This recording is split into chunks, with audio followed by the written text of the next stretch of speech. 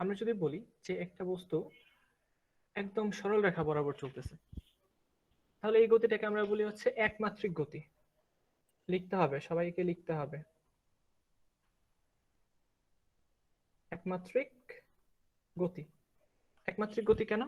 কারণ আমাদের এই স্থানাঙ্ক ব্যবস্থায় যে মাত্রা বা ডাইমেনশন যেটাকে আমরা বলি, এই মাত্রা বা ডাইমেনশন তোমার একটা মাত্রা দিয়ে এই গতিটাকে ব্যাখ্যা করা যায়। যেমন একটা গাড়ি সোজা সরল পথে চলতেছে, একদম সরল পথে, ঠিক আছে, কোনো ধরনের ডান দিকে বাম দিকে যাচ্ছে না, এইটাকে আমরা বলি একমাত্রিক গতি।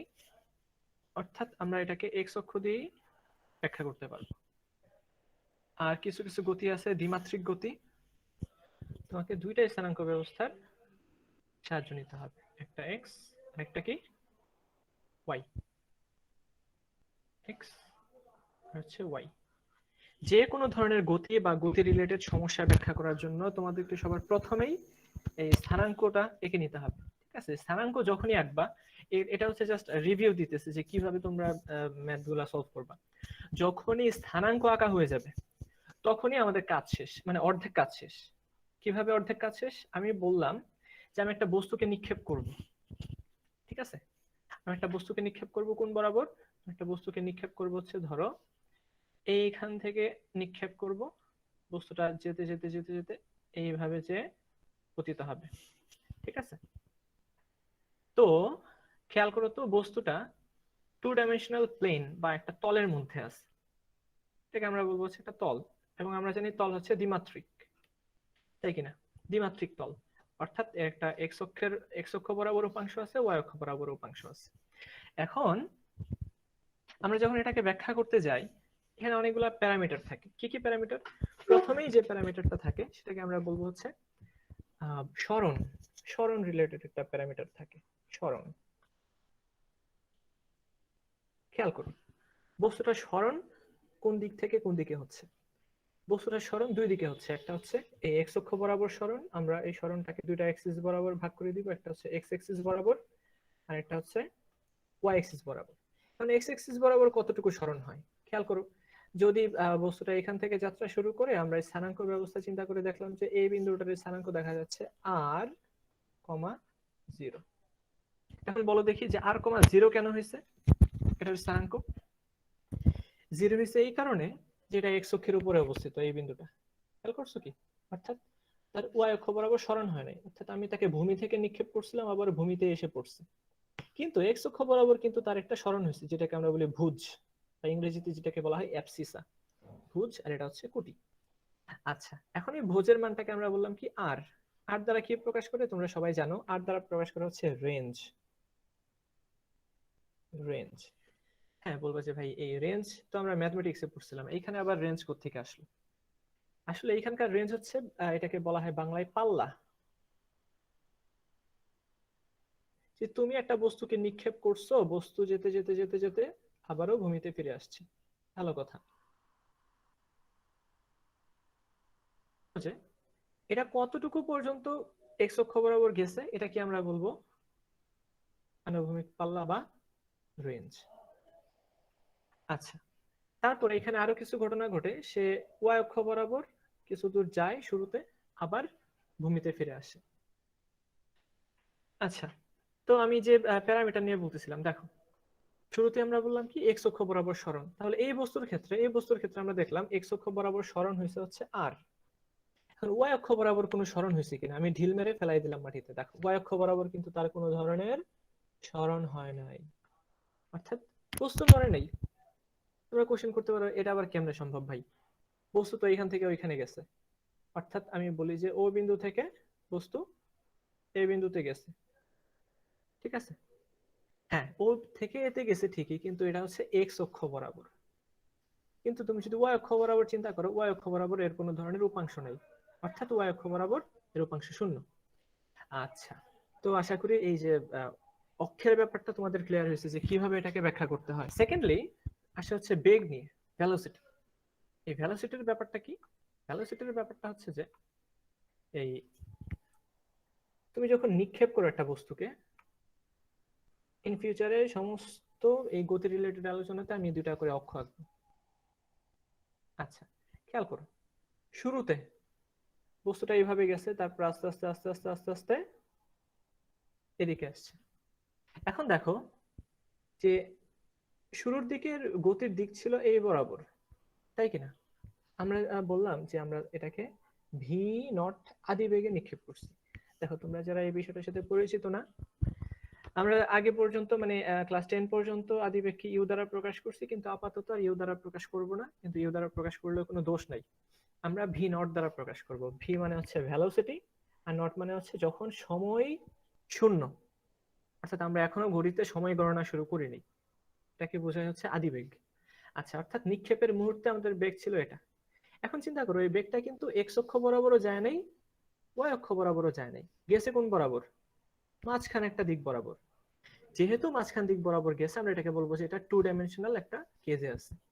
এখন আমরা যেটা করতে পারবো, এই ভেলোসিটিটাকে দুইটা ভাগে ভাগ করে ফেলতে পারবো। একটা হচ্ছে এক্স অক্ষ বরাবর বেগটা কতটুকু আছে, আর এই ওয়াই অক্ষ বরাবর কতটুকু আছে। এবং এই যে বিভাজনটা, এই বিভাজনের জন্য তোমরা তোমরা একটা সূত্র পড়ছো, আমরা বলি যে উপাংশ। এই যে দেখো, এটাকে আমরা বলবো হচ্ছে তার এক্স অক্ষ বরাবর উপাংশ। তার মানে ভি নটের এক্স অক্ষ বরাবর উপাংশ আমরা ধরবো ভি এক্স নট, আর ভি নটের ওয়াই অক্ষ বরাবরকে আমরা কি ধরবো? V Y naught. এখন বলো ভি এক্স নট সমান কত হবে? আমরা যদি অ্যাঙ্গেলটা বলে দিই, অ্যাঙ্গেলটা হচ্ছে থিটা নট। মানে কি, শুরুতে যে কোণে আমরা নিক্ষেপ করছিলাম। তাহলে ভি এক্স নটের মান কত হবে?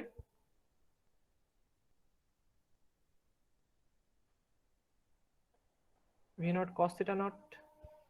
না বুঝলে বলবা, অর্থাৎ যার সাথে থিটা তার কজ আসে, তোমরা সবাই জানো সেটা। তারপর শুরুতেই তার দেখো ওয়াই অক্ষ বরাবর উপাংশ কত, এটা আমরা এখন বের করব। দেখো ভি ওয়াই নট, এই ভি ওয়াই নট সমান, এটাকে আমি বলবো সমান যার দিকে থিটা তার দিকে হয় কজ, আর বাকিটা হয় সাইন থিটা।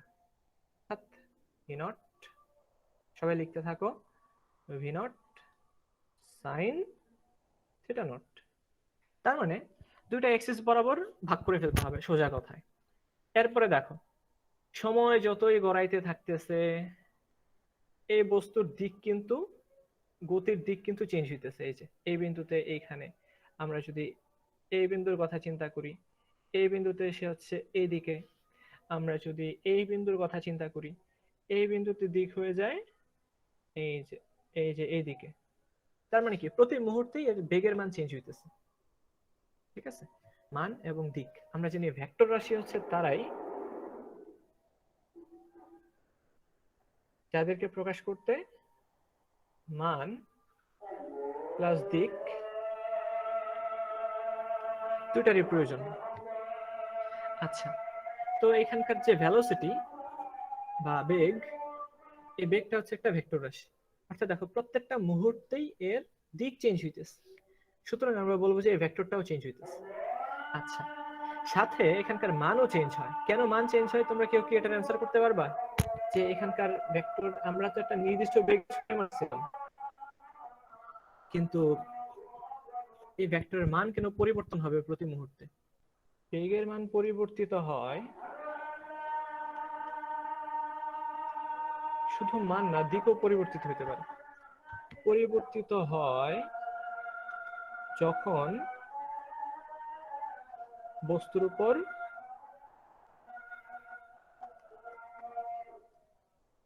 বল প্রযুক্ত হয়।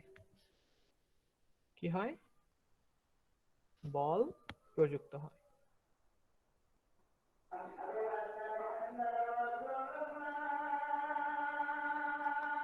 লিখো, অর্থাৎ যখনই বল থাকবে তখনই বেগের মান অথবা দিক পরিবর্তন হবে।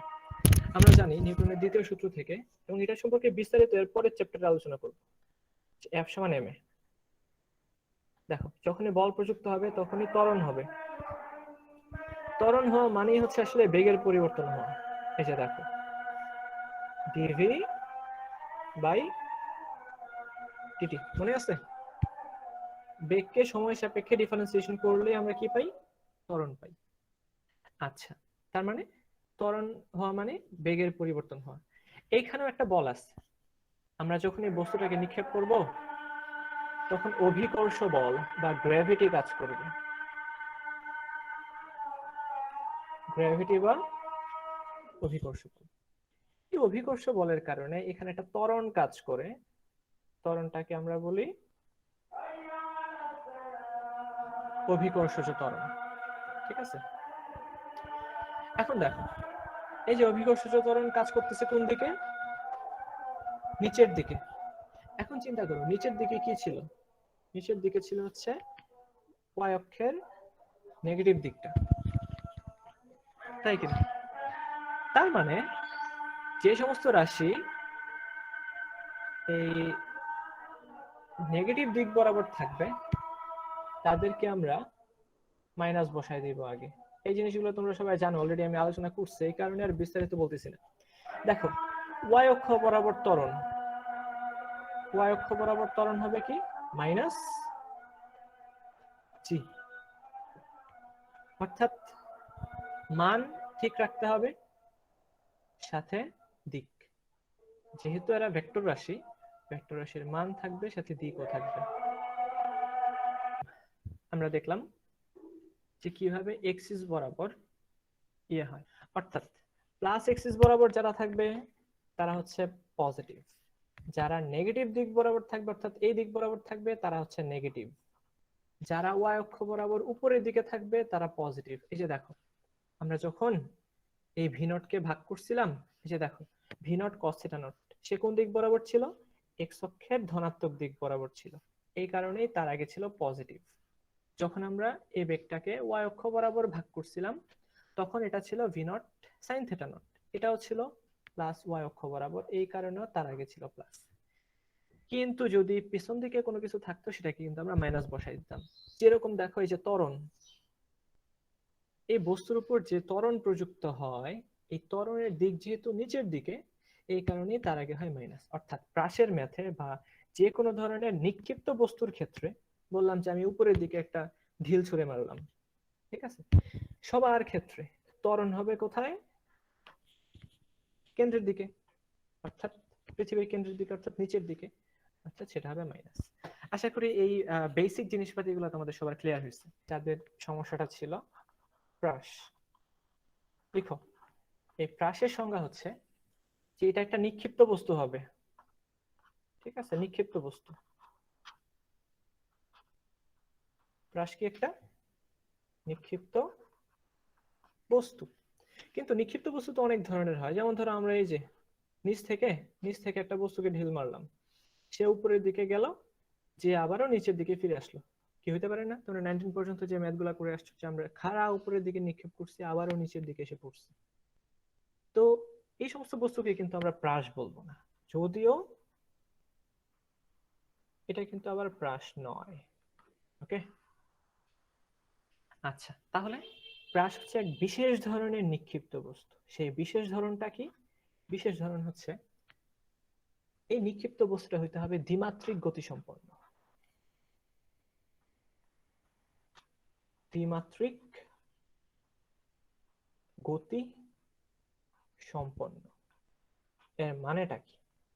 এতক্ষণ আমরা যে ক্যারিকেচার করতেছিলাম, এত কিছু আঁকলাম, এই যে এটা হচ্ছে প্রাস।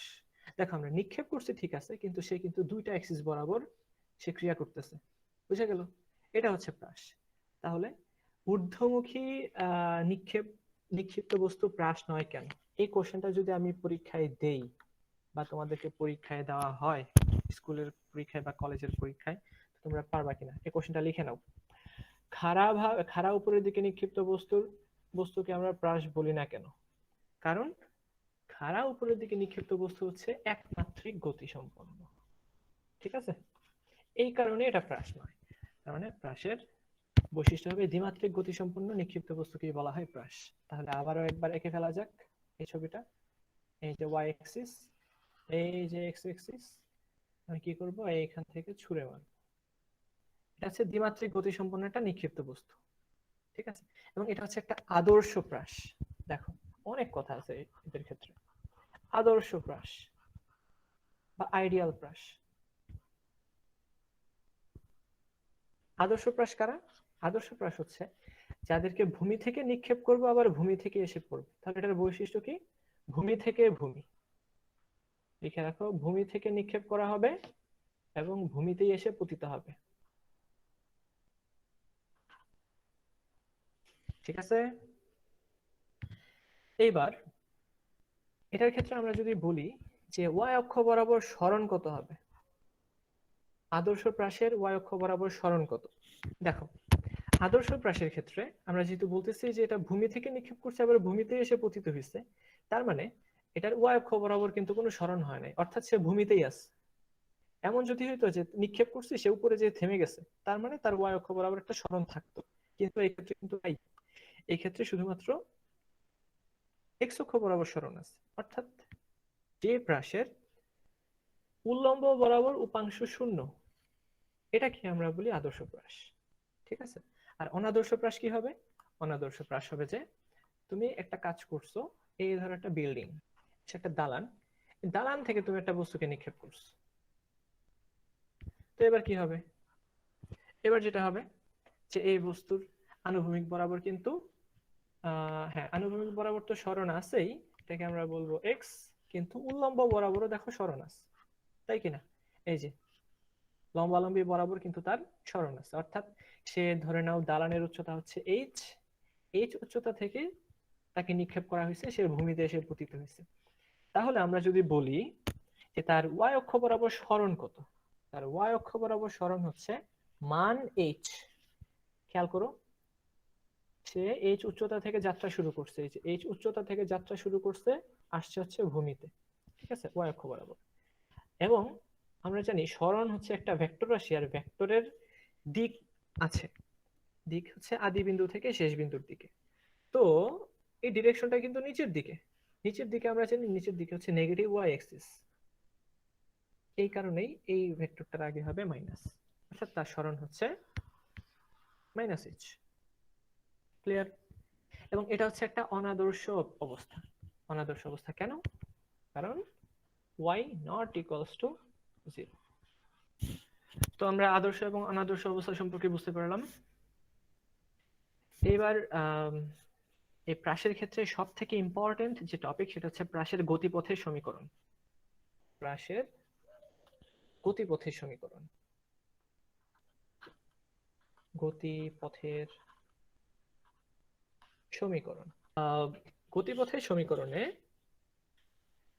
আমরা যে বিষয়টাকে মেইনলি খুঁজে বের করি সেই বিষয়টা হচ্ছে একটা প্রাস যে পথ বরাবর গমন করে, ঠিক আছে, এই তো দেখো এই বরাবর সে গমন করলো, এটাকে আমরা যদি একটা গ্রাফ পেপারে বসাই, ঠিক আছে, আমরা যদি একটা গ্রাফ পেপারে বসাই, তাহলে সেই গ্রাফ পেপারে ধরো এরকম একটা বক্ররেখা আসবে, তাই না? সেটা আমরা সবাই জানি যে এরকম একটা বক্ররেখা, এটা একটা বক্ররেখা। তো এই বক্ররেখার সমীকরণটা কি হবে? আমরা জানি প্রত্যেকটা রেখারই একটা করে সমীকরণ থাকে, যেমন আমরা জানি সরল রেখার সমীকরণ কি, y সমান mx প্লাস c। আমরা যদি বলি যে বৃত্তের সমীকরণ, বৃত্তের সমীকরণ কি তোমাদের হায়ার ম্যাথে ছিল, x square plus y square সমান r স্কোয়ার। ঠিক তেমন ভাবেই আমরা এই প্রাসের গতিপথের জন্য এরকম একটা সমীকরণ খুঁজে বের করব, এবং এটাকেই বলা হয় প্রাসের গতিপথের সমীকরণ। বা শুধু শুধু যদি বলা হয় যে প্রাসের গতিপথ ব্যাখ্যা করো, সেটাও সেম। ঠিক আছে। আচ্ছা, তো আমি প্রথমেই একটু ডিসক্লেমার দিয়ে দিই যে প্রাসের গতিপথের সমীকরণ হচ্ছে পরাবৈদ্যুতিক, সরি কি বলি, পরাবৃত্তীয়। প্রাসের গতিপথের সমীকরণ হচ্ছে পরাবৃত্তীয়। ঠিক আছে। আচ্ছা, এখন পরাবৃত্তীয় সমীকরণ দেখতে কিরকম হয়? তোমরা দ্বিঘাত সমীকরণ বলতে কিছু একটা জানো, যে y সমান x square plus b x plus c. দেখো তোমরা বলতে পারো যে ভাই এসব কি করতেছে, আমরা তো ফিজিক্স পড়তে আসছি, এত ম্যাথমেটিক্স পড়তেছি কেন? হ্যাঁ, ম্যাথমেটিক্স হচ্ছে আসলে ফিজিক্সের ভাষা, আমরা এই ফিজিক্সটাকে ব্যাখ্যা করব ম্যাথমেটিক্সের মাধ্যমে। তো এই যে দ্বিঘাত সমীকরণটা দেখতেছো, এই দ্বিঘাত সমীকরণটাই আসলে একটা পরাবৃত্তীয় সমীকরণ। ঠিক আছে। অর্থাৎ এটাকে যদি আমরা গ্রাফে প্লট করি, তাহলে একটা প্যারাবোলা বা পরাবৃত্ত নির্দেশ করবে। তো এটাকে আমাদের প্রমাণ করতে হবে, এবং পরীক্ষায় অহরহ এই কোশ্চেনটা আসে।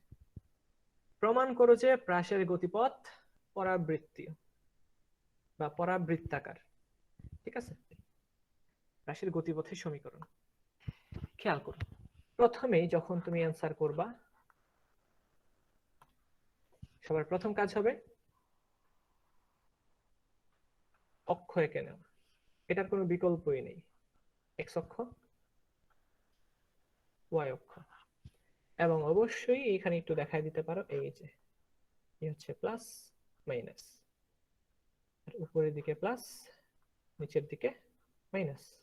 এই তো এই জিনিসটা আমাদের প্রয়োজন পড়বে সব ক্ষেত্রে, যে ডানে আর উপরে যারা আছে তারা প্লাস, বামে আর নিচে যারা আছে তারা মাইনাস। আচ্ছা, এবার চলো নিক্ষেপ করা যাক বস্তুটাকে। ধরে নিলাম যে শুরুতে ভি নট বেগে নিক্ষেপ করলাম, ঠিক আছে, ভি নট বেগে নিক্ষেপ করলাম, এবং যে অ্যাঙ্গেলটা ছিল এক্স অক্ষের সাথে, আর সবসময় আমরা অ্যাঙ্গেল হিসাব করবো এক্স অক্ষের ধনাত্মক দিকের সাথে, কারণ আমরা জানি এক্স অক্ষের ধনাত্মক দিকের সাথে যখন অ্যাঙ্গেল তৈরি হয়, এই অ্যাঙ্গেলটা হয় ধনাত্মক। তো ধরে নিলাম যে অ্যাঙ্গেল হচ্ছে থিটা নট।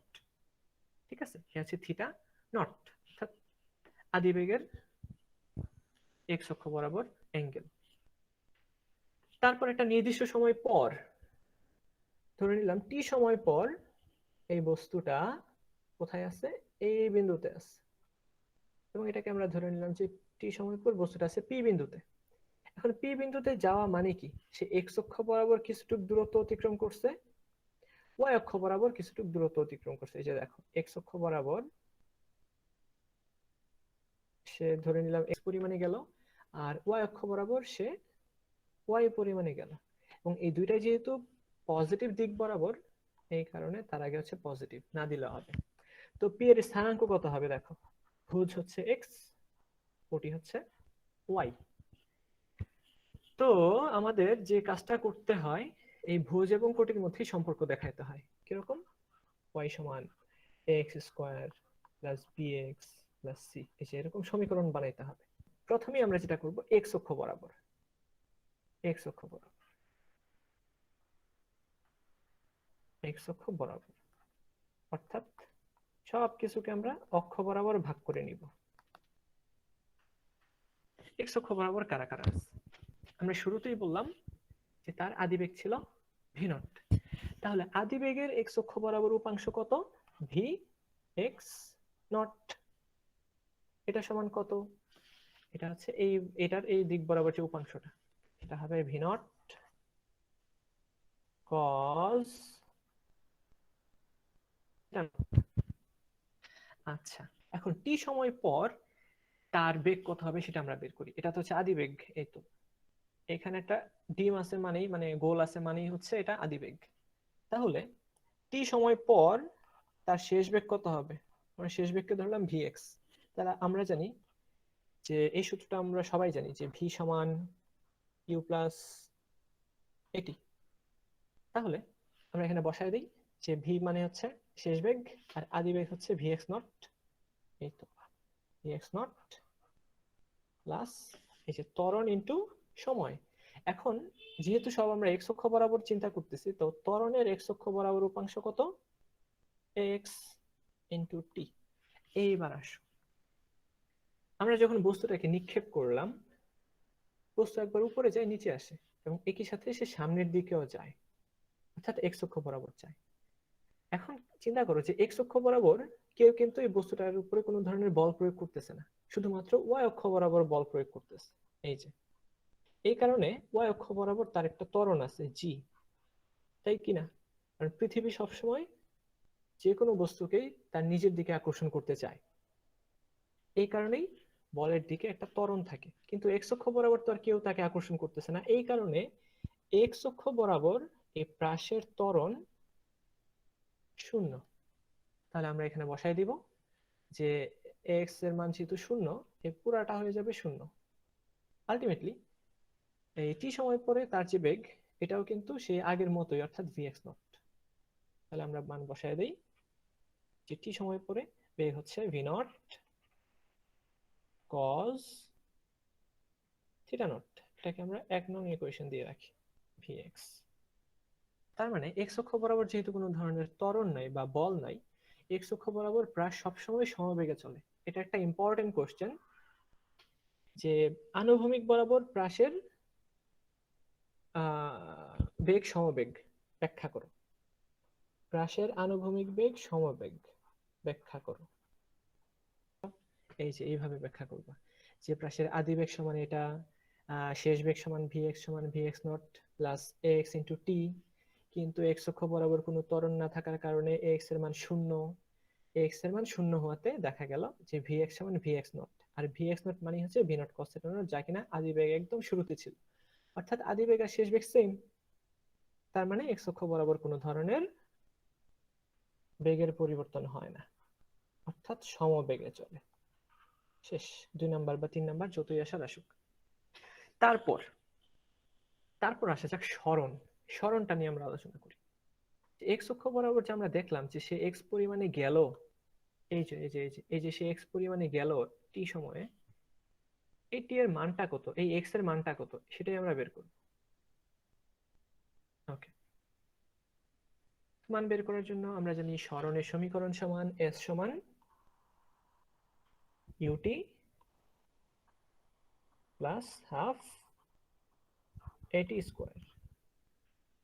তো এক্স অক্ষ বরাবর সরণ আমরা বলতেছি হচ্ছে এক্স, আর আদিবেগ কত ছিল, এই যে ভি এক্স নট ছিল, তাহলে মানটা বসায় দাও। এই তো ভি নট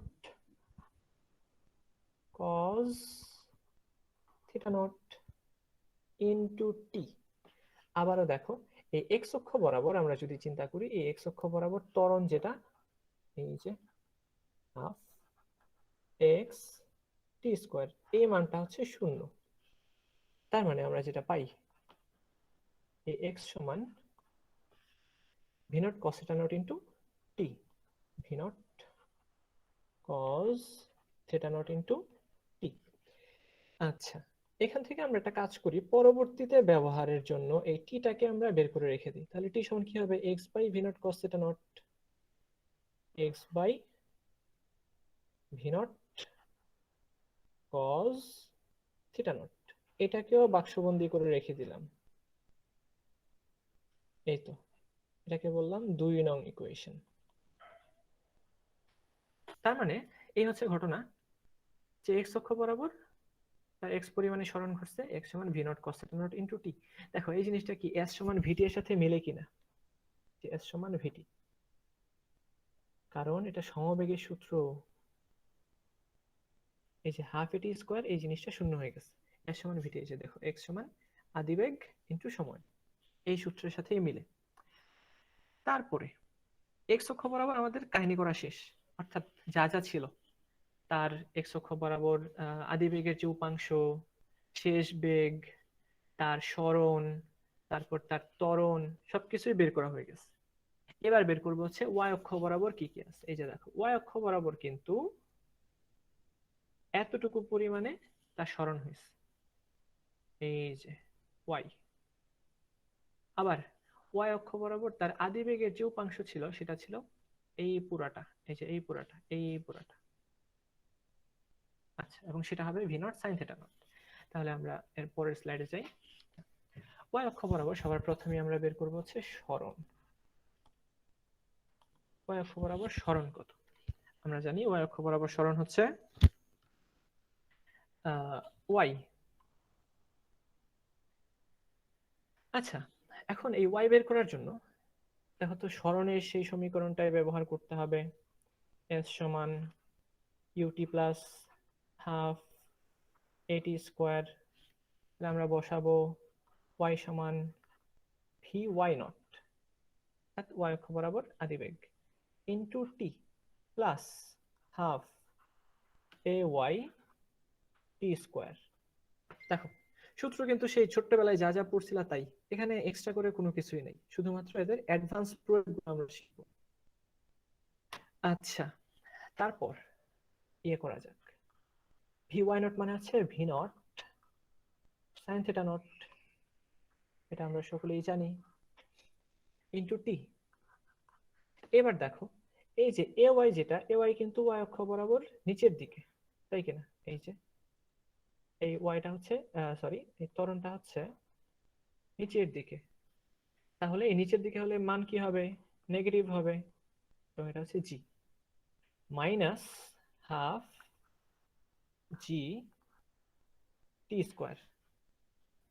তো এইবার আমাদের উদ্দেশ্য হচ্ছে সমীকরণ তৈরি করা, যেই সমীকরণে ওয়াই থাকবে এবং এক্স থাকবে। কিন্তু এখানে দেখো ওয়াই এর সাথে টি আছে, এই যে টি, তাহলে টিটাকে বাদ দিতে হবে। টিটাকে কেমনে বাদ দিব?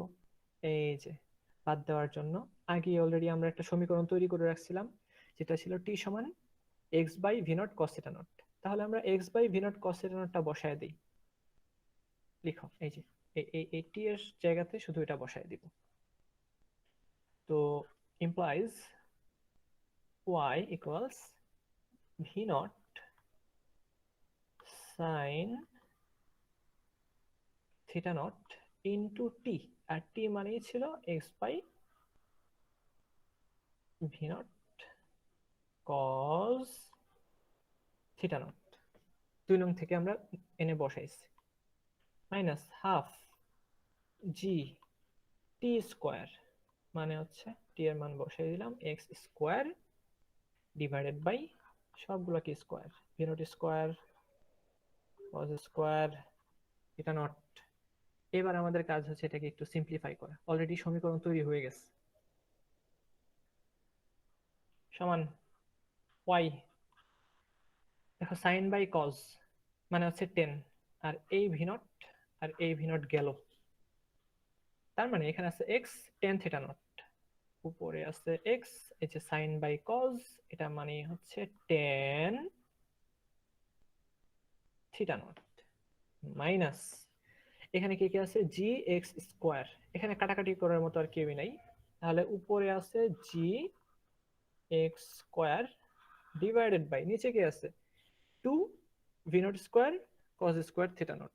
তার মানে আমরা বসাই two v naught square cos square theta naught. This is our final equation. আমরা এই ইকুয়েশনটা বের করার জন্যই এই কাজটা করলাম। এটা কিন্তু কঠিন কোনো কাজ না, এটা সহজ কাজ। এই যে আমি বাক্সবন্দি করে রাখলাম, এই জিনিসপাতিগুলো খুবই ইম্পর্টেন্ট, খুবই ইম্পর্টেন্ট, ঠিক আছে? আর হচ্ছে যে এটাকে আমরা দেখবো যে এটা আসলে কার মতো হয়, এটা কি সরল রেখা, এটা কি বৃত্ত, এটা কি পরাবৃত্ত, নাকি এটা অধিবৃত্ত? তো চলো চেক করে দেখা যাক। তো y সমান, খেয়াল করো তো, এই যে এক্স স্কোয়ারের সাথে যে যারা যারা আছে দেখো, এই যে জি এটা একটা কনস্ট্যান্ট, আমরা জানি অভিকর্ষজ ত্বরণ হচ্ছে ধ্রুবক, টু এটাও একটা কনস্ট্যান্ট, একটা নির্দিষ্ট আদিবেগে ছুঁড়ে মারছিলাম এটাও কনস্ট্যান্ট, একটা নির্দিষ্ট কোণে ছুঁড়ে মারছিলাম এটাও কনস্ট্যান্ট। তার মানে এই এক্স স্কোয়ারের সাথে যারা যারা আছে, এই যে যারা যারা আছে তারা সবাই হচ্ছে কনস্ট্যান্ট। এই কনস্ট্যান্টটাকে আমরা এই পুরাটাকে এ দ্বারা প্রকাশ করলাম, আর এর সাথে আছে কে এক্স স্কোয়ার। আবার এই যে থিটা নট যেহেতু কনস্ট্যান্ট, টেন থিটা নটও হবে কনস্ট্যান্ট, এবং এই এটাকে ধরে নিলাম বি, তার মানে এই পুরো জিনিসটাকে আমরা ধরলাম কি এ, আর টেন থিটা নটকে আমরা ধরলাম কি বি, তার মানে এটা হবে বি ইন্টু এক্স। হ্যাঁ, এখানে কোনো ধরনের কনস্ট্যান্ট নাই। তার মানে এটা দেখতে কার মতো লাগতেছে? দেখো তো এটা কার মতো লাগতেছে? এই যে আমরা শিখে আসছিলাম যে দ্বিঘাত সমীকরণ আমরা জানি, এই দ্বিঘাত সমীকরণগুলো হচ্ছে আসলে পরাবৃত্তের সমীকরণ, ঠিক আছে? তার মানে মিল পাওয়া গেছে, অর্থাৎ হ্রাসের গতিপথ, সুতরাং হ্রাসের গতিপথ পরাবৃত্তাকার। আমি একবার জাস্ট ওভারভিউ দিয়ে দিলাম যে হ্রাসের গতিপথ সমীকরণ বের করতে হবে, সমীকরণে এক্স থাকবে ওয়াই থাকবে এবং এদের মধ্যে একটা সম্পর্ক থাকবে, ঠিক আছে?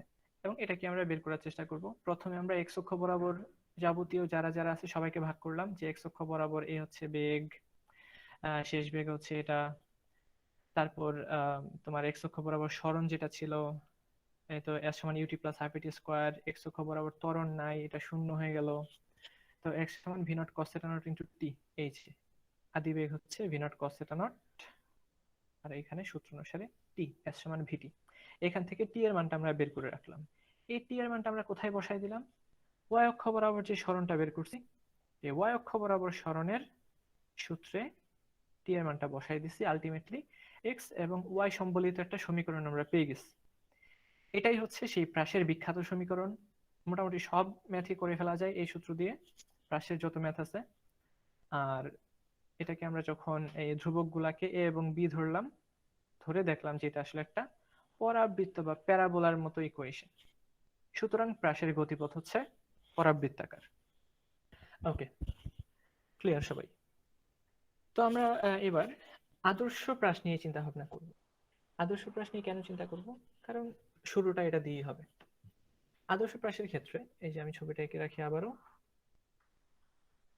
এখান থেকে ছুঁড়ে মারবো, যে ভূমি থেকে সেই ভূমিতেই আবারও ফিরে আসবে।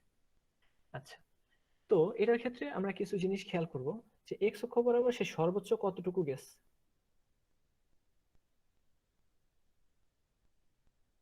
এক্স অক্ষ বরাবর সে সর্বোচ্চ যতটুকু গেছে এটাকে আমরা বলি হচ্ছে রেঞ্জ। RANGE, range. কথা না বুঝলে আমাকে মাঝখানে থামাই দিবা যে ভাই আপনার কথা বুঝতেছি না। আচ্ছা, রেঞ্জ বাংলায় বলা হয় পাল্লা। এই পাল্লা বা সেই দাড়ি পাল্লা না, এই পাল্লা হচ্ছে সে তার মানে বলে না যে তার দৌড়, তার দৌড় কতটুকু ওইরকম। আচ্ছা, তো তার দৌড় হচ্ছে বা পাল্লা হচ্ছে এই এতটুকু। এটাকে আমরা এই প্রথম লেটারটা থেকে প্রকাশ করবো হচ্ছে আর, রেঞ্জ। দ্বিতীয়ত আরেকটা ব্যাপার হচ্ছে সে সর্বোচ্চ কতটুকু উচ্চতায় যায়। আমরা যখন একটা বস্তুকে নিক্ষেপ করি, সে সর্বোচ্চ কতটুকু উচ্চতায় যায় এটাও পরীক্ষায় বের করতে বলে, যে প্রাসের সর্বোচ্চ উচ্চতা নির্ণয় করো, এই এইচ এর মানটাও বের করতে হবে। আরেকটা হচ্ছে এই প্রাস তুমি নিক্ষেপ করছো, নিক্ষেপ করার পর সে আবারও ভূমিতে আসতে যে সময়টা লাগে এটাকে আমরা বলি প্রাসের বিচরণ কাল। বিচরণ কাল, ঠিক আছে? এই বিচরণ কালটা আমাদের বের করতে হবে। এখন একটা কথা বলে রাখি, এই প্রাস সর্বোচ্চ উচ্চতায় যেতে যত সময় লাগে, ধরে নিলাম যে টি সময় লাগলো সর্বোচ্চ উচ্চতায় যেতে, আবার সর্বোচ্চ উচ্চতা থেকে আবারও ভূমিতে আসতে সেম সময় লাগবে, টি সময়। তার মানে বিচরণ কালের কথা যদি আমরা চিন্তা করি, বিচরণ কাল টি, এটা হবে সর্বোচ্চ উচ্চতায় যেতে যে সময় লাগে তার দ্বিগুণ, অথবা সর্বোচ্চ উচ্চতা থেকে নিচে আসতে যে সময় লাগে সেম তার দ্বিগুণ। তো আমরা আস্তে আস্তে বের করে ফেলবো, যে দেখি যে তার সময় কত লাগে। আমরা সবার প্রথম বের করব বিচরণ কাল।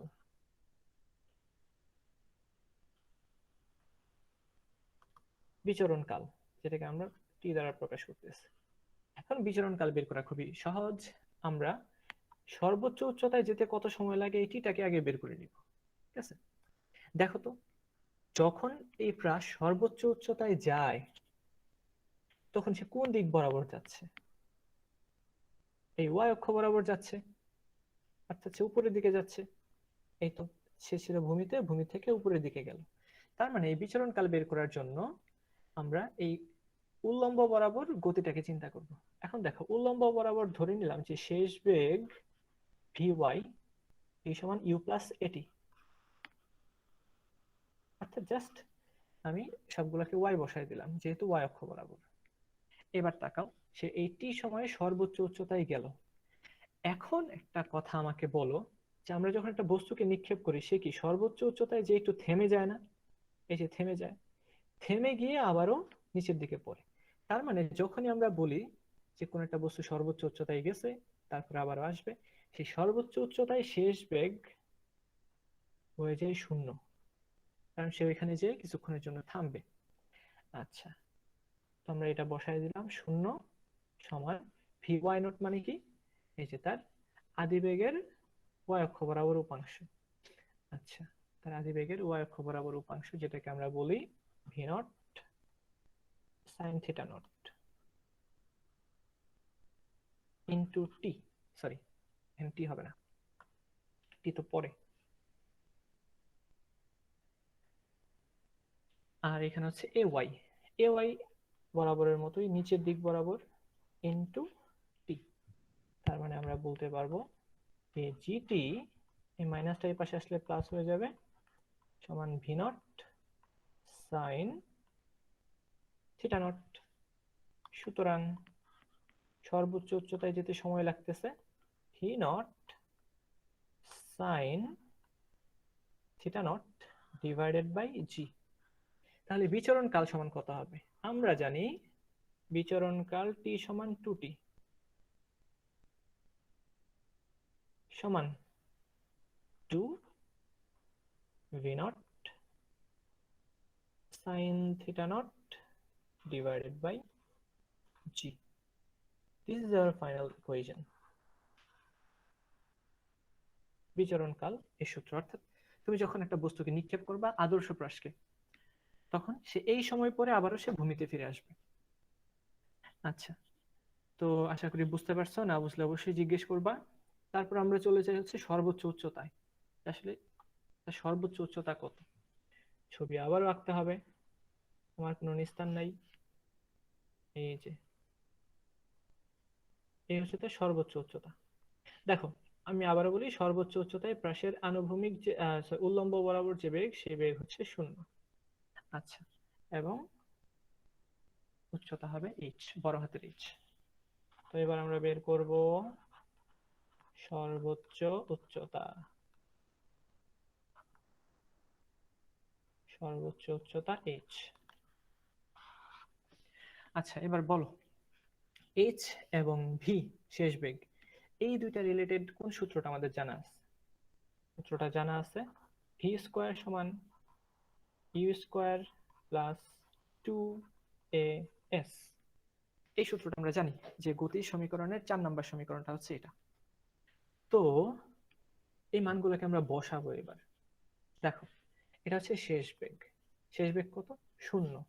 আদি বেগ, আদি বেগ কত? vy not. তাহলে আমরা বসাই, শেষ বেগ হচ্ছে 0 স্কয়ার সমান এই y এর আদি বেগ হচ্ছে vy নট স্কয়ার, ত্বরণ নিচের দিকে যেহেতু মাইনাস 2g, আর তার সরণ হচ্ছে দেখো এই h 2gh। সুতরাং আমরা বলবো h সমান vy not square by 2g। আবার এই vy নট মানে হচ্ছে কি? vy নট মানে হচ্ছে v naught sin theta naught, sin theta naught, এটাকে স্কয়ার করে দিলে v naught square sin square theta naught divided by 2g। এই হচ্ছে একটা আদর্শ প্রাসের সর্বোচ্চ উচ্চতা সমীকরণ। একদমই সহজ। সর্বশেষ আনুভূমিক পাল্লা আর আর অর্থাৎ সে এই বরাবর কতটুকু গেল।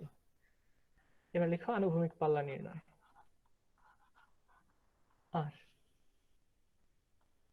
আবারও সেই একই ছবি, এই বস্তু এই পর্যন্ত গেল, তার মানে দেখো এই পর্যন্ত যখন গেল তখন তার উল্লম্ব বরাবর সরণ কতটুকু হয়েছে দেখো। সে ভূমি থেকে যাত্রা শুরু করছে, ভূমিতেই পৌঁছাইছে, অর্থাৎ তার উল্লম্ব বরাবর সরণ y 0। এটা বোঝা গেল আই হোপ। এখন আমরা একটা সূত্র জানি, একটু আগেই যেটা শিখে আসছি, যে y সমান x tan theta naught minus gx square divided by 2 v naught square cos square theta naught. এটা তোমরা আন্ধা মুখস্থ করবা, এই সূত্র মুখস্থ রাখতেই হবে। আচ্ছা এবার দেখো, যখন আমরা বলছিলাম কি যে যে কোনো একটা দূরত্বে যাওয়ার পর এই যে পি বিন্দু ছিল, এখানে ছিল তার অবস্থান x এবং y, কিন্তু খেয়াল করো এই x যখন বাড়তে বাড়তে বাড়তে বাড়তে এই পর্যন্ত যাবে, তখন y এর মানটা কি হয়ে যায়? 0 হয়ে যায়, তাই না? কারণ y আস্তে আস্তে একবার বাড়ে আবার কমে। তার মানে y এর মান 0 যখন x এর মান আর, দেখো এটা বোঝো কিনা, y এর মান 0 অর্থাৎ সে উপরে যে আবারও নিচে নেমে আসছে, আর ততক্ষণে x আর পরিমাণে দূরত্ব অতিক্রম করে ফেলছে। তো এবার আমরা এটাকে সাইজ করি এই সূত্রটাকে, এই যে এই সূত্রটাকে। তো ওয়াই এর মান আমরা বসায় দিলাম 0, এক্স এর মানটা হবে R tan theta naught minus g R square divided by 2 V naught square cos square theta naught. তো আমাদের কাজ হবে এটাকে একটু সাইজ করে, এই যে মাইনাস আছে আমরা এটাকে ডান পাশে নিয়ে গেলাম। ধরো ডান পাশে নিয়ে গেলে এটা কি হবে, এটা হয়ে যাবে plus g R square divided by 2 V naught square cos square theta naught সমান R tan theta not.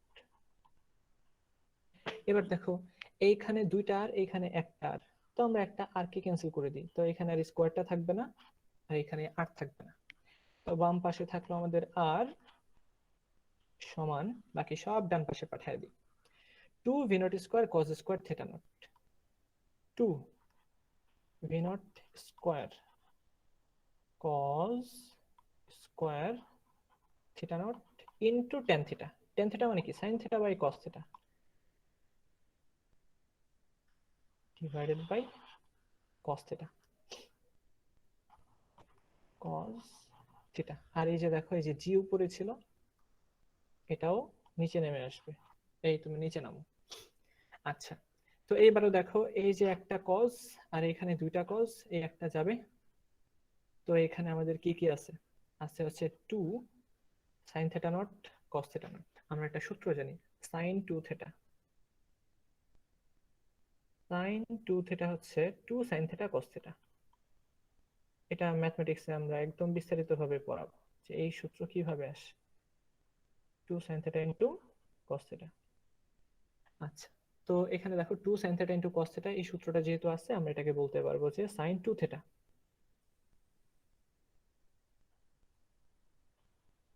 Sign 2 theta naught. আর এখানে আছে কি, এই যে ভি স্কোয়ার আছে, তো এই ভি স্কোয়ারটাকে বসায় দাও, অবশ্যই ভি স্কোয়ার না ভি নট স্কোয়ার, শুরুতে যে বেগে মারছিলা, ডিভাইডেড বাই নিচে কি আছে, এই কস থিটা তো বেচারা গেল, আর আছে হচ্ছে জি। এই হচ্ছে তোমার আনুভূমিক পাল্লার সমীকরণ।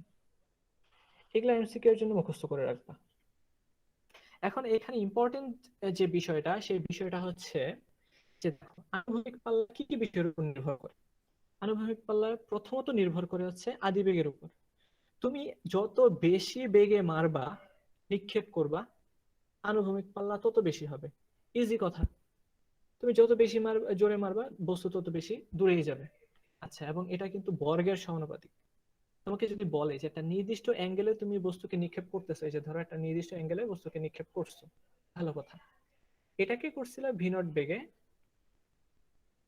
কিন্তু আরেকটা বস্তুকে তুমি নিক্ষেপ করছো সেটাকে 2 ভি নট বেগে নিক্ষেপ করছো। ধরো যদি তুমি 2 ভি নট বেগে নিক্ষেপ করো তাহলে কি হবে, এটা 4 গুণ বেশি দূরে যেয়ে পড়বে, যদিও 4 গুণ হয় নাই, ধরে নাও এটাই, ঠিক আছে। কারণ কি, এই যে দেখো ভি নট স্কোয়ার, অর্থাৎ এই ক্ষেত্রে এটা যদি আর হয়, এটা কত হবে 4 আর। যদি 3 গুণ বেশি বেগে নিক্ষেপ করি হয়ে যাবে 9 আর, যদি 4 গুণ বেশি বেগে নিক্ষেপ করি হয়ে যাবে 16 আর, অর্থাৎ 16 গুণ বেশি যাবে। দ্বিতীয়ত আরেকটা বিষয়ের উপর নির্ভর করে, সেটা হচ্ছে অ্যাঙ্গেল। এবং এই অ্যাঙ্গেলটার সাথে এটা কিন্তু সরাসরি এরকম বর্গের সমানুপাতিক বা শুধু সমানুপাতিক এরকম না, এটা হচ্ছে সাইনের সমানুপাতিক। তো এই বিষয়টা একটু বোঝার আছে। দেখো এটা বোঝানোর জন্য একদম শুরুতে ফিরে যাব, সাইনের সমানুপাতিক। এখানে ধরো আমরা এই যে থিটা নট বেগে অ্যাঙ্গেলে নিক্ষেপ করলাম, এই যে থিটা নট অ্যাঙ্গেলে নিক্ষেপ করলাম। এখন তুমি একটা কাজ করো যে এই অ্যাঙ্গেলটাকে বাড়ায় দাও আরো, মানে অ্যাঙ্গেল যখন বাড়াবা তখন কিন্তু সে একটু দূরেই যাবে, কিন্তু তুমি যদি আরো বাড়ায় দাও তাহলে কি হবে, সে কিন্তু আর এত বেশি দূরে যাবে না, সে কাছেই এসে পড়বে। আরো বাড়ায় দাও, সে কাছে এসে পড়বে। তার মানে তুমি যদি অ্যাঙ্গেল কম রাখো তাইলেও কাছে পড়ে, আস্তে আস্তে বাড়াইতে থাকো, দেখা যায় কি যে বস্তু সর্বোচ্চ দূরত্বে যায়। আবারও যখন অ্যাঙ্গেল বাড়াইতে থাকো কাছে আসতে থাকে। তার মানে আমরা দেখতেছি যে এটা এখানে কিছু একটা ঘাপলা আছে। কি ঘাপলা?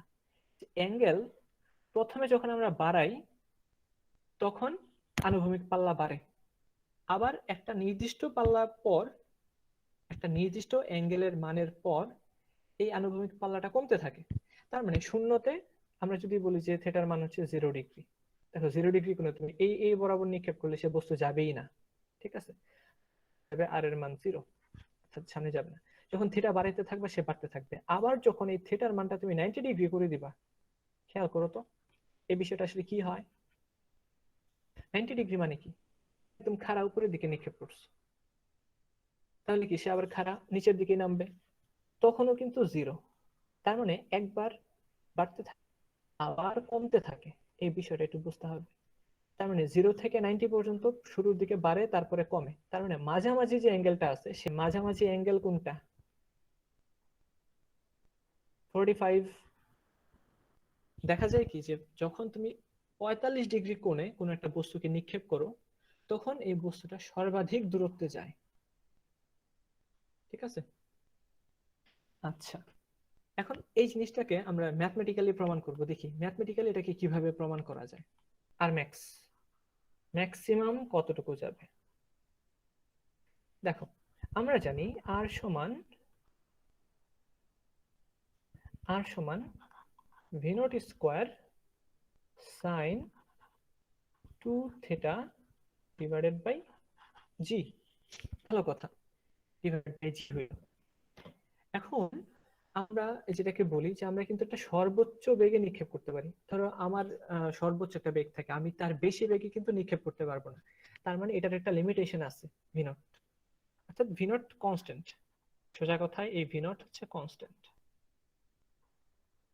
কনস্ট্যান্ট তাহলে এখানে ভেরিয়েবল আছে এই যে এই একটা জিনিস থিটা। এই থিটার মান একটা নির্দিষ্ট মানের জন্য এই সাইন থিটার মানটা হবে সর্বোচ্চ। এই সাইন থিটার মান যখন সর্বোচ্চ তখন আর ম্যাক্স এর মানও সর্বোচ্চ। এখন তোমরা সকলেই জানো যে সাইন থিটার মান সর্বোচ্চ হচ্ছে 1। সাইন থিটার মান সর্বোচ্চ কত?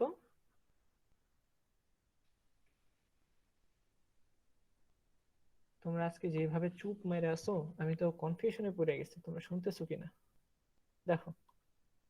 সাইন সাইনের সর্বোচ্চ মান হচ্ছে 1। আমরা জানি সাইনের হচ্ছে +1 থেকে -1, অর্থাৎ সমস্ত মান +1 থেকে -1 এর মধ্যেই থাকবে। সর্বোচ্চ মান হচ্ছে +1, সর্বনিম্ন মান হচ্ছে -1। ওকে, এখন এই 1 কত ডিগ্রির জন্য আসে? আমরা জানি সাইন 90 ডিগ্রির মান হচ্ছে 1। সেই শর্তে আমরা বলতে পারি যে 2 থিটা নট সমান 90 ডিগ্রি, সুতরাং থিটা নট সমান কত হবে? 45 ডিগ্রি। এই যে, তার মানে একটু আগে আমরা এর মাধ্যমে আমরা কিভাবে করছিলাম যে এক্সপেরিমেন্ট করে এটার প্রমাণ করছিলাম, জাস্ট থট এক্সপেরিমেন্ট, ঠিক আছে। এই থট এক্সপেরিমেন্ট কিন্তু বেশ ইম্পর্টেন্ট একটা এক্সপেরিমেন্ট, এটা তোমরা একটু ইয়ে করো। আইনস্টাইন জীবনে যত আবিষ্কার করছে সব কিন্তু তার থট এক্সপেরিমেন্টের মাধ্যমে ছিল, সে কোনো কিছু হাতে কলমে করে নাই। আইনস্টাইনের টেবিল, বিখ্যাত একটা টেবিল বলা হয় আইনস্টাইনস টেবিল, যে খুব বেশি চিন্তা ভাবনা করে, ঠিক আছে, সে ছিল একজন আইনস্টাইন। সে টেবিলে বসে খালি চিন্তা করতো আর ইকুয়েশন বানাইতো আর ইয়ে করতো, মানে সেম আর কি, যে আমরা কোনো ধরনের কাজকর্ম না করে আমরা কি করছি, এটাকে আমরা জাস্ট আমাদের চিন্তা ভাবনার মাধ্যমে এটাকে প্রমাণ করছি। আচ্ছা, এই আর কি, ম্যাথমেটিক্যালি এটা প্রমাণ হয়েছে। তো এই হচ্ছে অল অ্যাবাউট আদর্শ প্রাস এবং প্রাস। এবং প্রাসের আরো অনেক কিছু আছে, যেমন অনাদর্শ অবস্থায় প্রাস কিরকম হবে। অনাদর্শ অবস্থা মানে এই যে তুমি পাহাড়ের উপরে থেকে ঢিল মারছো, এই যে, অথবা তুমি যেটা করছো যে তুমি ভূমি থেকে নিক্ষেপ করছো, ঠিক আছে, কিন্তু সামনে একটা খাদ আছে, তো খাদের মধ্যে যে পড়ে গেছে, ঠিক আছে। অথবা এরকম হতে পারে যে এই হচ্ছে একটা সিঁড়ি, ধরো সিঁড়ি, এই যে সিঁড়ি, একটা বল একটা মার্বেল গড়ায় আসতেছে, থুপ করে এসে এখানে এসে পড়লো, ঠিক আছে, এটাও কিন্তু একটা প্রাস। আবার এমন হইতে পারে যে এইরকম একটা ঢালু পথ আছে, তুমি ভূমি থেকে নিক্ষেপ করছো একটা বস্তুকে, সেইখানে যে পড়ছে, এই সবই কিন্তু অনাদর্শ অবস্থা, ঠিক আছে। কারণ কি, ভূমি থেকে নিক্ষেপ করছো কিন্তু আর ভূমিতে যায় নাই, সে অনেক উপরে একটা গেছে। মানে এখানে নানান ধরনের ম্যাথ আসতে পারে। আমরা যখন বেসিকটা শিখবো তখন এই জিনিসপাতিগুলো শেখানো হয়ে যাবে। তো আজকে আমার লেকচার আমি এখানেই ক্ষান্ত দিতেছি। তো তোমাদের কোনো প্রশ্ন আছে কিনা বলো।